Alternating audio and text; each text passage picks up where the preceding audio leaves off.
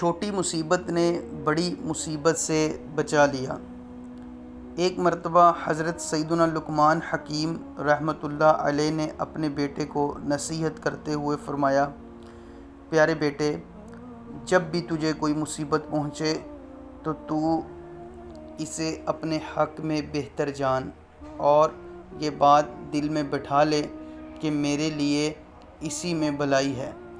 بیٹے نے عرض کی، یہ بات میرے بس میں نہیں کہ میں ہر مصیبت کو اپنے لیے بہتر سمجھوں، میرا یقین ابھی اتنا پختہ نہیں ہوا۔ حضرت سیدنا لقمان حکیم رحمۃ اللہ تعالی علیہ نے فرمایا، اے میرے بیٹے، اللہ پاک نے دنیا میں وقتاً فوقتاً انبیاء کرام علیہم السلام بھیجے۔ ہمارے زمانے میں بھی اللہ پاک نے نبی علیہ السلام کو بھیجا ہے۔ آؤ ہم اس سے فیض یاب ہونے چلتے ہیں۔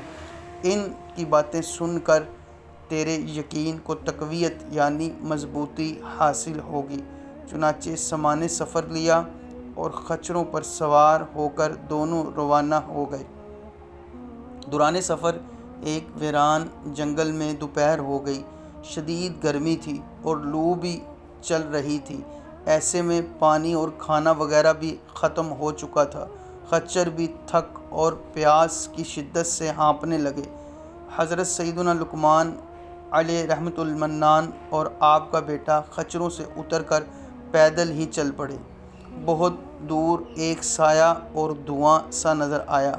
آپ رحمۃ اللہ علیہ آبادی کا گمان کر کے اسی طرف بڑھنے لگے۔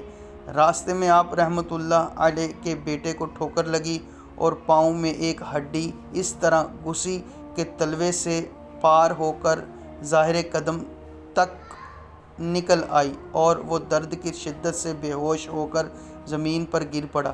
شفقت کے سبب روتے ہوئے آپ رحمۃ اللہ علیہ نے اپنے دانتوں سے کھینچ کر ہڈی نکالی، اپنے مبارک عمامے سے کچھ کپڑا پھاڑا اور زخم پر باندھ دیا۔ حضرت سیدنا لقمان رحمۃ اللہ تعالی علیہ کے آنسو جب بیٹے کے چہرے پر گرے تو اسے ہوش آ گیا۔ کہنے لگا، ابا جان، آپ تو فرما رہے تھے کہ ہر مصیبت میں بھلائی ہے، لیکن اب آپ رونے کیوں لگے؟ فرمایا، پیارے بیٹے، باپ کا اپنی اولاد کے دکھ درد کی وجہ سے غمگین ہو جانا اور رو پڑنا ایک فطری عمل ہے۔ باقی رہی یہ بات کہ اس مصیبت میں تمہارے لیے کیا بھلائی ہے، تو ہو سکتا ہے اس چھوٹی مصیبت میں مبتلا کر کے تجھ سے کوئی بہت بڑی مصیبت دور کر دی گئی ہو۔ جواب سن کر بیٹا خاموش ہو گیا۔ پھر حضرت سیدنا لقمان علیہ رحمۃ المنان نے سامنے نظر کی تو اب وہاں نہ تو دھواں تھا اور نہ ہی سایہ وغیرہ۔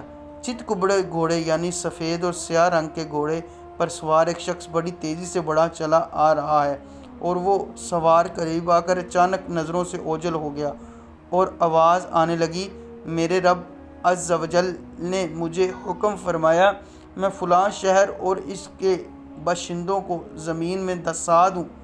مجھے خبر دی گئی کہ آپ دونوں بھی اسی شہر ہی کی طرف آ رہے ہیں، تو میں نے اللہ پاک سے دعا کی کہ وہ آپ کو اس شہر سے دور رکھے، لہٰذا اس نے یوں امتحان میں ڈالا کہ آپ کے بیٹے کے پاؤں میں ہڈی چبھ گئی، اور اس طرح آپ دونوں اس چھوٹی مصیبت کی وجہ سے ایک بہت بڑی مصیبت یعنی اس عذاب والے شہر کی زمین میں دھسنے سے بچ گئے۔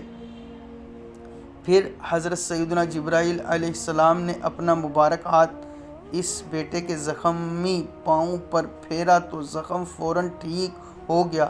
پھر کھانے اور پانی کے خالی شدہ برتنوں پر ہاتھ پھیرا تو وہ دونوں کھانے اور پانی سے بھر گئے۔ اس کے بعد حضرت سیدنا جبرائیل علیہ السلام نے دونوں باپ بیٹے کو سامان اور سواریوں سمیت اٹھا لیا، اور آن کی آن میں یہ اپنے گھر میں موجود تھے۔ حالانکہ آپ رحمۃ اللہ علیہ کا گھر اس جنگل سے کافی دن کی مسافت پر تھا۔